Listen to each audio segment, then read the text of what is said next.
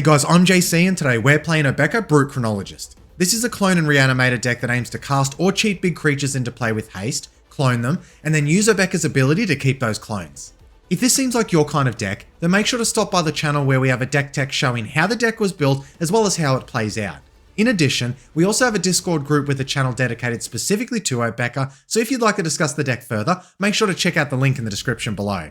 Let's see just what's possible with Obeka's ability.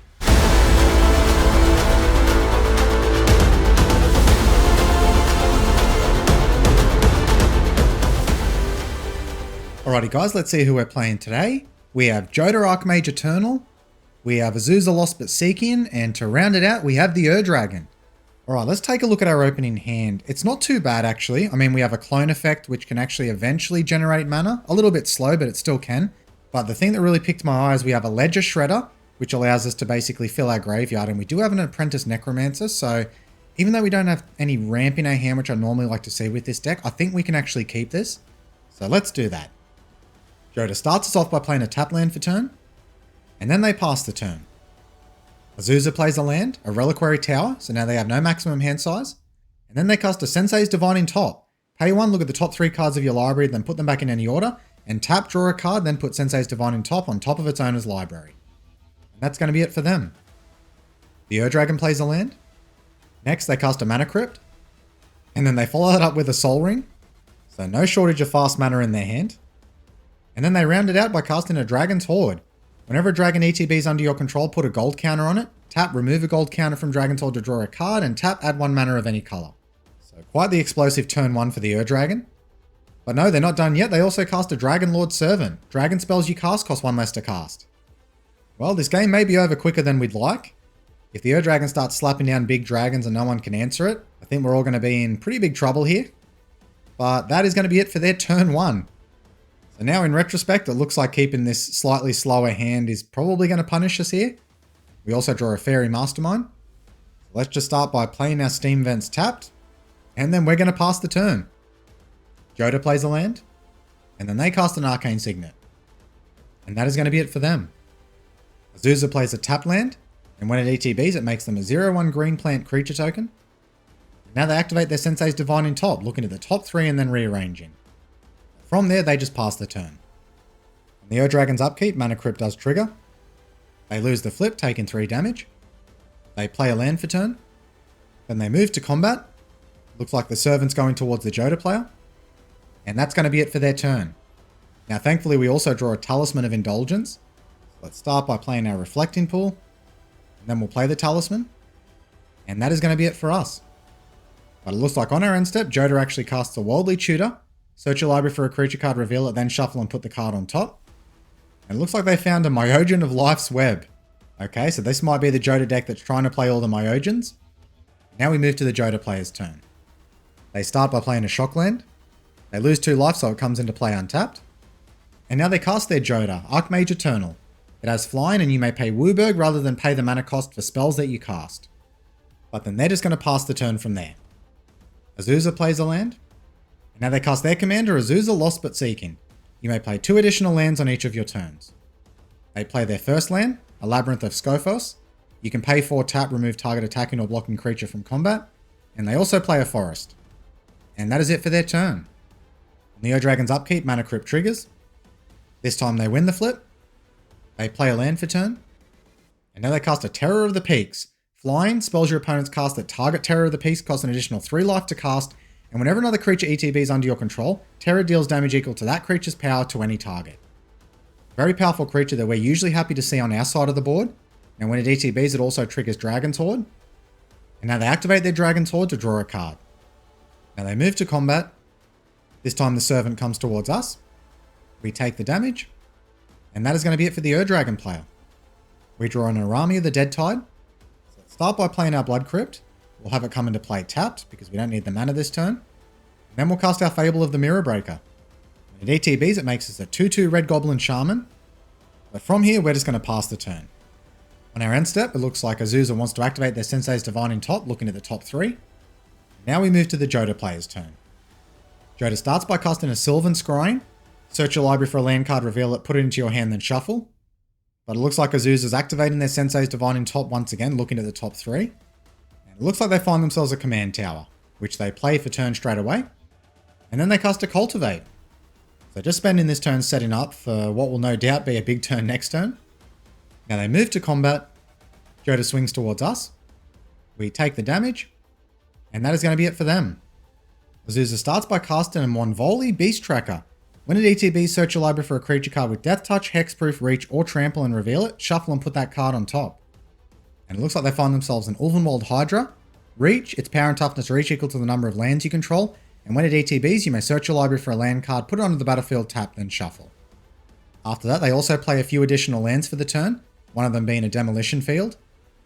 But then they're just going to pass the turn from there. On the Ur-Dragon's upkeep, Mana Crypt triggers. They win the flip. Next, they play a land. And now they cast a Leyline Tyrant. Flying, you don't lose unspent red mana as steps and phases end, and when it dies, you may pay any amount of red. When you do, it deals that much damage to any target. When that ETBs, that triggers Terror of the Peaks and Dragon's Horde. It looks like the Terror trigger is actually targeting Jodah, which is understandable based on the creature that they revealed earlier.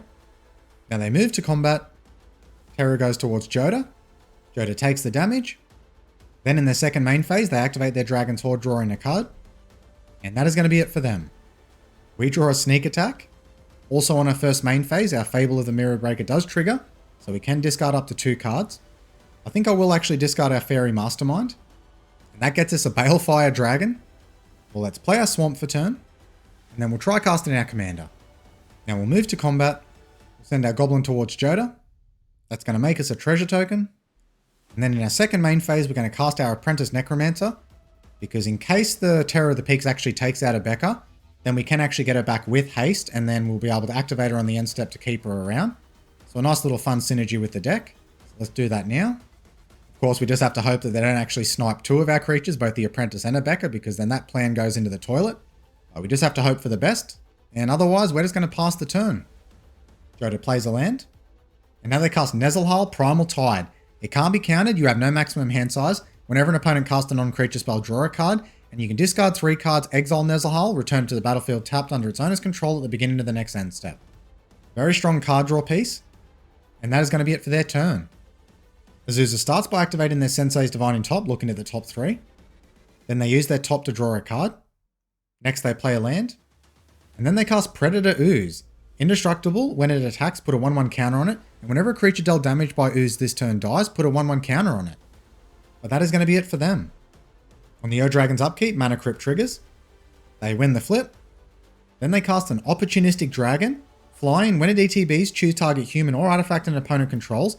For as long as Opportunistic Dragon remains on the battlefield, gain control of that permanent. It loses all abilities and it can't attack or block. It looks like the Terror of the Peaks trigger is just going straight towards Jodah's face. That also triggers Dragon's Horde to put a gold counter on it. It looks like the dragon is taking Jodah's Arcane Signet. So certainly doing all they can to actually slow down the Jodah player here. They're probably worried about the big bombs they have in their hand. Hopefully we'll be able to surprise them soon enough with our Sneak Attack. Next they activate their Dragon's Horde to draw a card. And then they cast a Scourge of Valkus. Whenever Scourge or another dragon ETBs under your control, it deals X damage to any target where X is the number of dragons you control. And for a red, Scourge of Valkus gets +1/+0 until end of turn. When that ETBs, that triggers Scourge, Terror of the Peaks, and Dragon's Horde. The Scourge trigger goes towards Abeka. And the Terror of the Peaks trigger thankfully goes towards Jodah's face. I was a little worried there that it was going to hit our Apprentice Necromancer. Maybe they haven't seen that line or they just really don't care about it at the moment. Either way, we're pretty happy. So Abeka will go down. We'll leave her in the graveyard. After that, they play a land. Now they move to combat. Terror goes towards Jodah. So does the Leyline Tyrant. And that is going to be it for their turn. And we draw a Dauthi Voidwalker. Our Fable of the Mirror Breaker also triggers. Now we do get a reflection of Kiki Jiki. Next, I think we'll cast our Dauthi Voidwalker. Then we'll cast our Ledger Shredder. And finally, we'll try to get Abeka back on the battlefield. Now we'll move to combat. We'll swing our Goblin towards the Azusa player. They have the best chance of not blocking, though they probably will. But thankfully they use their Predator Ooze, so our Goblin does actually survive. No, shouldn't have spoken too soon. It looks like it doesn't. So we will take out the Beast Tracker here. That goes down. That also triggers Predator Ooze. Now we'll move to our end step. The Apprentice Necromancer trigger goes on the stack, and now we'll activate Abeka. So now we get to keep her around.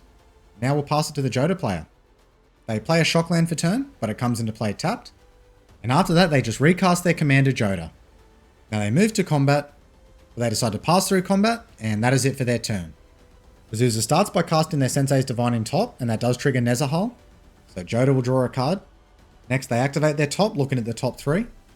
Now they cast their Ulvenwald Hydra. That also triggers our Ledger Shredder, so we will get to draw and discard. And it looks like we draw a land there, but I think we actually need this land, so I'm actually going to discard Arami.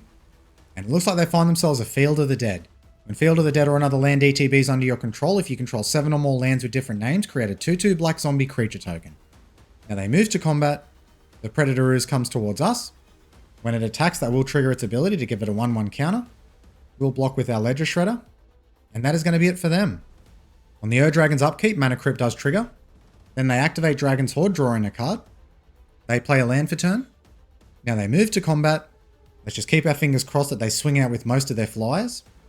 And it looks like they actually do, and all of them are going towards the Jodah player. No, they decide to pull back their Terror. No, now they're Dragonlord Servant, so it looks like there's a bit of hesitation there. And it actually looks like the Terror is coming towards us. The Leyline Tyrant's still going towards Jodah, as is the Opportunistic Dragon. And no, now they've actually pulled everything back, so they really seem unsure with what they're doing here. Now they're going back in, and it looks like, yep, we have Terror going towards Jodah, so is the Leyline Torrent, so is the Opportunistic Dragon, and the Scourge of Valkus. It seems like they've made up their mind. They want the Jodah player out of the game. This game might actually swing around for us pretty big now.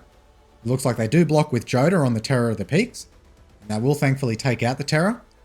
Now it looks like they're also activating their Scourge of Valkus, giving it +1/+0 until end of turn, just to make sure that the job actually gets done. Jodah goes down, so does Terror of the Peaks, and that is the Jodah player out of the game. And that is going to be it for their turn. Alright guys, well we've got a big turn coming up for us. Let's just hope we draw into a bomb here. But we just get ourselves a Fate Stitcher. Definitely not the worst creature to have, especially with Reflection of Kiki-Jiki on board, but I don't think we're going to use it this turn. So let's start by playing our Manamo. Next we'll play our Sneak Attack. Now we're going to activate our Dauthi Voidwalker, and we're going to cast the Terror of the Peaks from the Ur-Dragon player. That also triggers our Ledger Shredder. We draw a Rakdos Signet, so we'll discard the Fate Stitcher, because it's cheaper to get out of the graveyard. Now Terror does ETB. Next we'll cheat out our Balefire Dragon. That's going to trigger Terror of the Peaks. We'll hit the Ulvenwald Hydra. After that, we're going to activate Reflection of Kiki-Jiki, and we'll target the Balefire Dragon. That triggers Terror of the Peaks once again, and we're going to hit the Ulvenwald Hydra to take it out, because it does have reach, so it can block our flyers. Now we're going to move to combat. We'll send one Balefire Dragon towards the Ur-Dragon, and the other towards Azusa. We'll also send the Ledger Shredder towards the Ur-Dragon player as well. The damage goes through, and both of our Balefire Dragons do trigger, so that wipes nearly all of the Azusa player's creatures. And that actually causes the Ur-Dragon player to scoop it up. Well, I wasn't expecting that. I was really expecting that 7 damage to hit Obeka, and then we were going to lose most of these creatures that were cheated in here, but it looks like they feel like they couldn't come back from that. So now we only have the Azusa player left to worry about. So I guess from here we're just going to move to our end step, put our Sneak Attack and Reflection of Kiki-Jiki triggers on the stack, and then we'll use Obeka to end the turn. And let's see if the Azusa player has anything for us. They start by activating their Sensei's Divine in top, looking at the top 3. Now they use their top to draw a card, so maybe they found something useful. They play a land for turn, which does trigger Field of the Dead. Now they activate their Demolition Field, targeting our Reflecting Pool. We will use its ability. We'll just put a mountain into play. Azusa also finds a basic forest, which does trigger their Field of the Dead. Now they move to combat. The Ooze swings towards us. That triggers the Ooze. It gets a 1/1 counter. We have to take the damage because we have no blockers. And that's going to be it for their turn. We just draw an Ornithopter of Paradise. Well, let's start by unearthing our Fate Stitcher. Next, we'll use our Reflection of Kiki-Jiki on our Balefire Dragon. Now we'll use Fate Stitcher to untap Reflection of Kiki-Jiki. And then we'll do the same again. Now we'll cast our Ornithopter of Paradise. Now we'll move to combat. We'll swing Ledger Shredder and all of our dragons. In response, Azusa activates their Labyrinth, targeting one of our Balefire Dragons. So that removes that from combat. That'll still be 21 damage going through. 3 of our Balefire Dragon triggers go on the stack, most certainly wiping out the zombies on the board. Now we'll just move to our end step. All of our end step triggers go on the stack. And now we'll activate Obeka. And from here, we'll pass it over to the Azusa player. They've got one more turn to find an answer, otherwise the game is ours. They start by playing a land for turn, which triggers their Field of the Dead. But it looks like they had nothing in hand and they concede the game to us. Alright guys, that is the game done. Let's go to the review and discuss what happened. Well, if I'm being honest, after the Ur Dragon's insane turn 1, I thought this was going to be a short game and video, not really something you want when trying to showcase a deck for the first time. Luckily for us, even though we had to contend with some interaction, the Ur Dragon's focus was largely on the Jodah player and shutting them down. In fact, their desire to do so was largely their undoing. By tapping out with all their flyers when they attacked, that left us open to be able to cheat in our Balefire Dragon, clone it, and then attack with haste to wipe both of our opponent's boards, which neither saw coming. This game just demonstrates just how powerful sneak attack can be with Obeka, even with only one bomb creature. Well, that's it for today's video. I hope you enjoyed seeing Obeka come back from the seemingly impossible, and also hope it gave you some idea of how the deck operates in a real game. Until next time, guys.